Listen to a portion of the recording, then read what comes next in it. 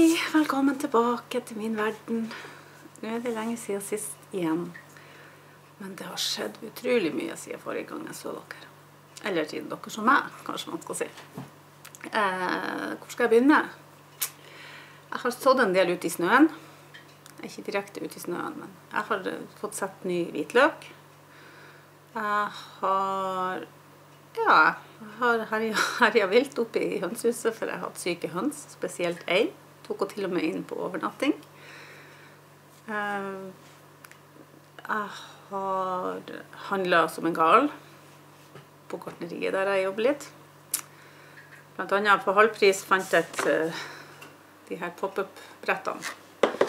De er helt geniale. Jeg ønsker meg det lenge. Så selv om jeg har de her store med 66 hold i, så er jo de her, det her er jo faktisk 49 hold, og den tar jo ingen plass. Når plantene er så store at de skal pottes om, ser du hvor store hold det var? Så har jeg de her pluggene som stikker opp, og da kan jeg bare trykke den her ned, og så bare switch! Sånn gjør man. Ja, det her kan jeg. Der, sånn gjør man. Og når man skal plante, så har man ferdig de 49 små sinte taggene til å legge oppi. Sånn at jeg kan trykke ut et lite hold hvor man skal så. Det var på halvpris. Ingen som kjøper sånt her. Ingen vet hva det er. Fruit Trainers. Den er helt fri for fargen og blir bare blå. Det kjenner de fleste av dere til. Men jeg kan vise dem for det. Selv om det her er plastikk, så er det beregnet for å vare flere ganger. Noen planter tåler jo ikke så godt at man driver og flytter på dem. Så da setter man den sammen sånn. Setter de oppi den her på rekke og rad. Og når man er ferdig, så er det bare å åpne den. Plukke ut hele greia uten å skade røttene og forstørre de som er halvpris. Dyrt nok, skal jeg si det. Så den skal jeg ta vare på. Og så det blir vel antagelig så blir det lukterter eller noen sånne ting. Som om ikke det var nok, falt jeg pladask for hydroponisk. Så jeg kjøpte både den største boksen til Nelson Garden og lyset deres. Lyset har jeg flyttet. Men hvis jeg tar de her opp av boksen, jeg vet ikke om vi kan se boksen. Ser du den? Der, ja. Hvis jeg skal vise den, nå er det jo, i dag er det søndag. Og på tirsdag er det 3 uker siden jeg startet det her. Se på den rota da. Ui. Men den ene, her er basilikum, salat, basilikum, salat, basilikum. Den døde, så der setter jeg en Tiny Tim i stedet. Den har ikke fått røttene helt gjennom ennå. Og så må vi få alt oppi her. Det her var jo utrolig artig. Strengt tatt ikke nødvendig da, men jeg hadde veldig lyst på det. Så nå tenkte jeg skulle vise dere hvordan det så ut når jeg sådde litt kål. Og så må dere unnskylde lysforholdene i kjelleren min på dyrkerommet, for der blir det ikke noe bra bilder. Men jeg må jo vise hvordan det går der også. Vi ses!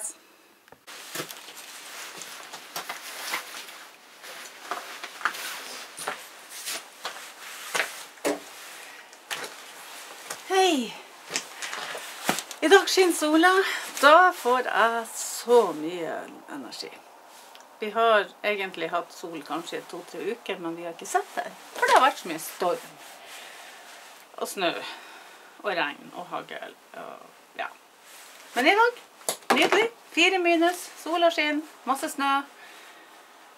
Og jeg tenker jeg skal ta mine kålsodder. Vintersådd kålfatt. Det jeg gjør da er, ja, jeg må prøve å jobbe litt uten måte. Jeg har allerede laget lapper. Så bruker jeg sånne plastbakker. Så bruker jeg sånne druebokser som, jeg spiser ikke druer selv da, men jeg har en nabo som gjør det. De bruker som et lite eget minidrivhus. Jeg har lokk oppå denne. Det er snø her. Lokk på, og så setter jeg de ut. Men nå til å begynne med, det var litt tidlig, å begynne 29. januar.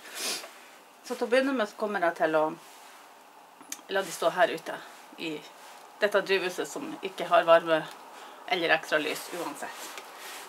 Så begynner kålen begynner kålen å spire, skulle jeg si, når den vil. Og da er jeg ferdig med den type sådd. Det synes jeg er veldig greit. I fjor ble absolutt all kål spist opp, forutenom knutekål. Og den er jo også veldig god. Alt andre fikk den hersens kålmøllen tak i, og i fjor hadde vi ekstreme mengder. Det er bakdelen moboin. Det er vel en av de få dyrkemessige største bakdelene, synes jeg, må bo i nord. De kommer jo visst nok fra Russland eller østover der. Og så kommer de hit først, og så ferdig lenger og lenger sørover. Men det var flere runder, og det var umulig. Så i år har jeg ikke mindre enn en spiskål som heter Early Jersey Wakefield. Den har jeg aldri fått ferdig. Kålrot, lomon, en broccolo, heter Natalino. Det er sånn blanding av en broccoli og en blomkål. Den er litt sånn artig, sånn lysgrønn med sånne små spisser på. Det er dessverre ikke bildet. Nytt for meg er en lilla blomkål som heter Purple of Sicily. Vanlig blomkål som heter Necker Pearl. Den hadde en grobarhet ut 2018, så vi får se hva som skjer med den. Samme gjelder her. En rosenkål som gikk ut i siste salgsdato var 1. oktober 2017. Men det er ikke så mange frø igjen, så jeg prøver de. Jeg får aldri til rosenkål. Jeg har en til rosenkål som er enda gamlere. Den kommer sikkert heller ikke til å. Og den har ikke noe navn. Den heter bare rosenkål. Det var sånn før. Knutekålen har jeg vist da. Så har jeg en hvitkål som heter Brunswick. Den pakken er litt ødelagt. Er det noen som skjønner at jeg liker kål? Og så en Purple Top Milan. Men i tillegg til de har jeg 3 til. Jeg har den velkjente spiskålen Calibos. Eller Calibos, jeg vet ikke. Helt ny for meg. Red Express. Og den var så nydelig. Den er på italiensk. Violaggio di Verona. Jeg kan ikke italiensk. Men se på de fargene. Så det er mye lilla. 3, 6, 9, 12, 13. Pluss en grønnkål som jeg har tatt frø av selv. Den heter Half-Tå. 14 forskjellige kålsorter. I år blir gressplenen gjort om til kålland. Så da begynner jeg bare. Jeg har jo ingen tro på at alt det her kommer opp. Men det er veldig greit. Jeg har gjort klart det her med tørr jord, så det er lett å... Jeg trenger ikke ha så voldsomt mange. Skal vi se her. Kanskje dere skal komme litt nærmere for å se på det. Nei, ikke den beste kameravinkelen. Men vi prøver oss her.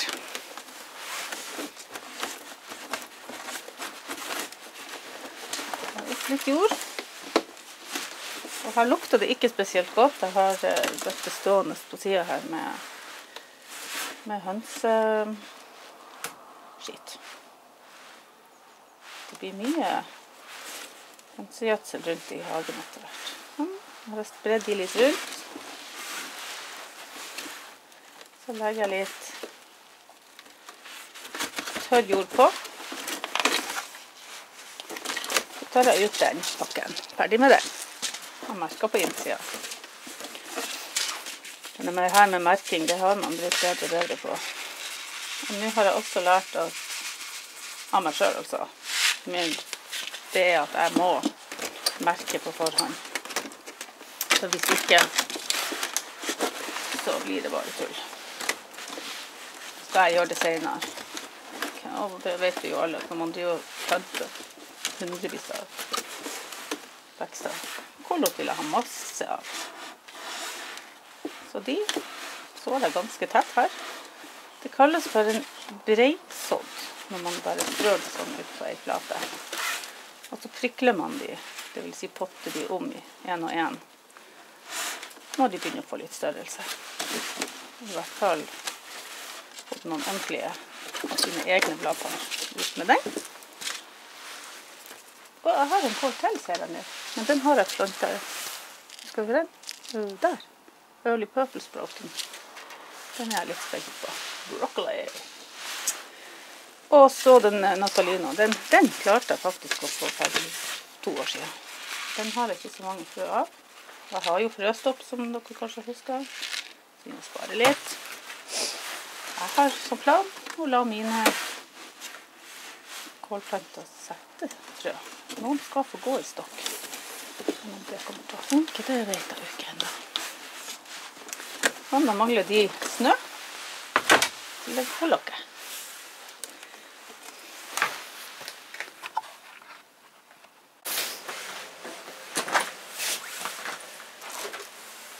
Så har jeg sådd i alle boksene. Den her med grønnkål har jeg ikke merket. Den glemte jeg å skrive opp. Men jeg håper jo at jeg husker det. Så gjør jeg bare sånn. Legger snø over. Oppå alle. Ja, bris litt, gjør det. Snøen smelter når vi får mildvær. Ja, vi har hatt alt for mye. Alt for mye regn og mildvær i januar til nå. Men plutselig så har vi 15 minus igjen. Så ingenting må begynne å spire før april, tenker jeg. Sånn. Alle får litt snø. Og så legger jeg på et lokk. Hvor har jeg gjort av lokket? Her ligger et lokk. Legg den. Og så setter jeg den her. Det er tilgjengelig akkurat nå. Hvilket ikke er så mye. Så fortsetter jeg å legge på snø innimellom.